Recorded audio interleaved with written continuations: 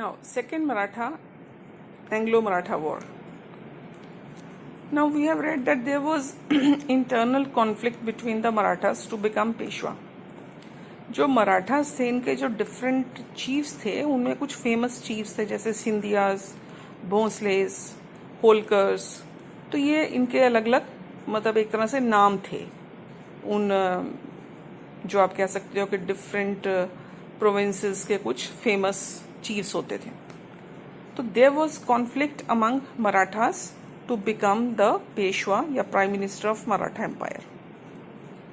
तो इसी तरह से Peshwa Bajirao second was defeated by Jaswant Rai Holkar. Jaswant Rao Holkar who was the ruler of Indore. Indore के रूलर था मराठा ही थे जसवंत राव होलकर. उसने पेशवा बाजीराव सेकेंड को हराया था क्योंकि जितने भी अलग अलग सिंधियाज, भोंसलेस, ये गायकवाड्स, तो ये सारे जो हैं अगर पेशवा बनना चाहेंगे तो आपस में इनकी लड़ाई होती थी. तो इसी तरह की एक लड़ाई में पेशवा बाजीराव सेकेंड को डिफीट किया जसवंत राव होलकर को, who was the ruler of Indore. तो अब हारने के बाद एक प्रॉब्लम क्या रही थी, इंडियंस में आपस में यूनिटी नहीं थी. और क्योंकि उनको एक नजर आता था कि जब इसने हरा दिया तो सबसे बड़ा दुश्मन तो उनको उसको अपना होलकर ही लगेगा, तो और कुछ नहीं होता था. तो ये इनका एक ही काम होता था कि ब्रिटिश लोगों के साथ अलायंस कर लो. तो पेशवा बाजीराव ने भी वही किया. He signed a subsidiary alliance with the British and got their protection. Now what is this subsidiary alliance? Alliance तो हमें पता है कि समझौता कर लेना आपस में. सब्सिडियरी अलायंस का मतलब ये होता था कि जो भी बाजीराव का एरिया होगा ब्रिटिश प्रोटेक्शन में आ गया तो ब्रिटिश लोगों की जो आर्मी थी, यानी कि वो आर्मी की जो मेंटेन करने का जो पूरा एक्सपेंस था वो ये उठाएगा. इसी के टेरिटरी में ब्रिटिश लोगों की आर्मी रहेगी, यानी कि ब्रिटिश लोगों के अपने एक्सपेंसेस जो हैं वो बच गए. जिसको प्रोटेक्शन देनी है उन्होंने वो ही देखेगा उनकी आर्मी की मेंटेनेंस का खर्च. आर्मी का खर्च मतलब उनका खाना पीना रहना, लैंड मिलेगी. तो इस तरह से और उस पर्सन को ये जो है, मानो अगर पेशवा बाजीराव ने अब इसके साथ एक सब्सिडियरी अलायंस किया ब्रिटिश के साथ, तो उनको क्या था कि इनका कोई ना कोई एक ऑफिशियल होगा जो अपने कोर्ट में रखना पड़ेगा. इससे क्या होता था, ब्रिटिश लोगों को ये भी सारी खबर रहती थी कि इनके वहाँ कोर्ट्स में क्या चल रहा है. और जहाँ मौका मिलता था, क्योंकि पहले लैंड मिल रखी होती थी, आर्मी वहीं होती थी, तो जल्दी जल्दी ये कब्जा भी कर लेते थे. तो this was a very dangerous alliance. तो पेशवा बाजीराव जब हार गया होलकर से, तो वो भी ब्रिटिश लोगों के पास गया और he signed a subsidiary alliance with the British and got their protection. The British troops drove Holkar out. अब एक टाइम के लिए तो उन्होंने क्या किया कि जब ब्रिटिश लोगों की प्रोटेक्शन में आया तो ब्रिटिश लोगों ने इसकी हेल्प की और फिर उसने होलकर के ट्रूप्स को भगा दिया वहां से. अगर ये हराया है इंदौर के होलकर ने इसको, तो होलकर इनकी एरिया पे भी तो कब्जा करेगा ना.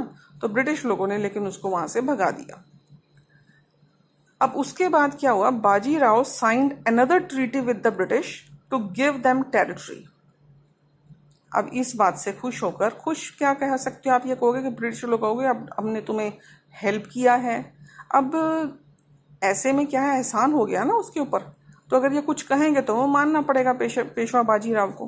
अब पेशवा बाजीराव अगर होलकर को भगाया गया वापस, तो कैसे भगाया? पेशवा बाजीराव तो हार गया था उनसे, ब्रिटिश लोगों की हेल्प से भगाया ना. तो ऐसे में ब्रिटिश लोग अब अगर इससे कुछ भी डिमांड करेंगे इसको माननी पड़ेगी. किसी बात के लिए भी वो मना नहीं कर सकता. कहने को तो वो पेशवा बनना चाह रहा है, लेकिन इनके सामने उसकी जो पोजीशन है वो बहुत ही सबऑर्डिनेट हो गई, मतलब नौकरी हो गया एक तरह से इनका. तो ब्रिटिश लोगों ने कुछ प्रेशर डाला होगा उसके ऊपर, तो बाजीराव दूसरी ट्रीटी भी साइन करने के लिए तैयार हो गया उनके साथ. उस ट्रीटी के अकॉर्डिंग उसने टेरिटरीज देनी थी इनको.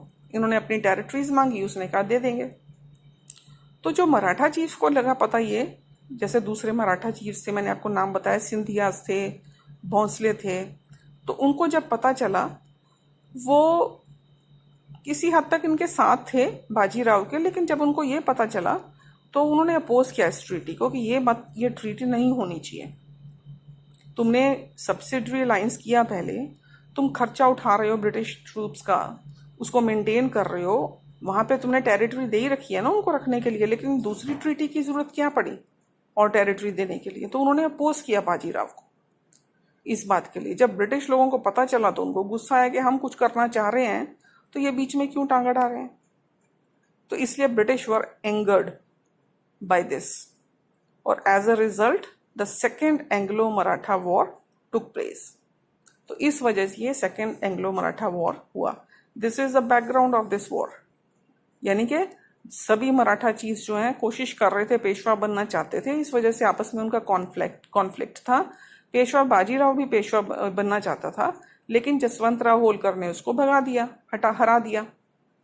तो पेशवा बाजीराव इस बात से गुस्सा होकर ब्रिटिश लोगों के पास गया, उनके साथ सब्सिडरी अलायंस साइन किया।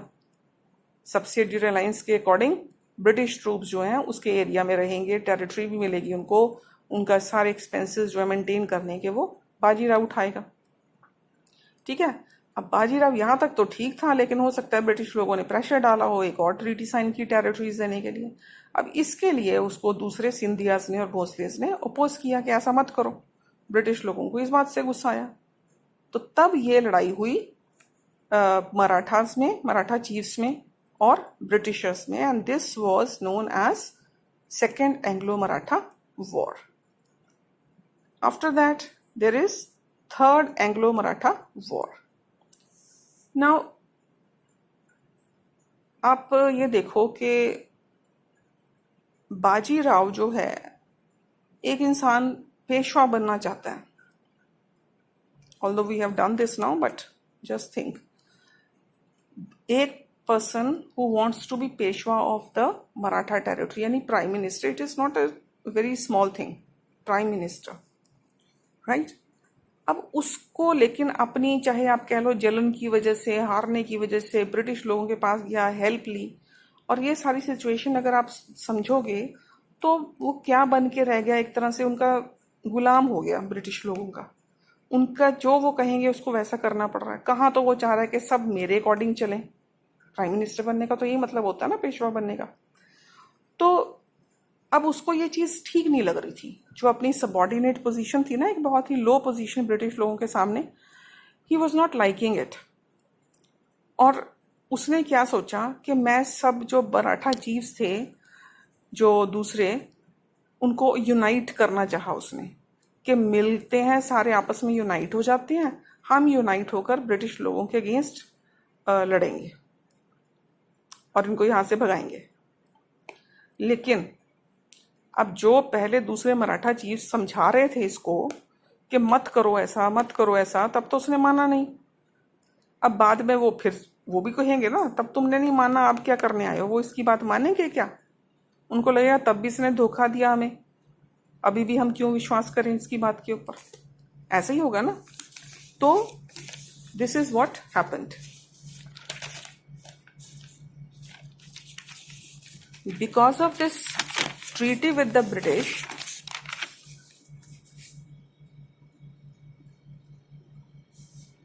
one minute.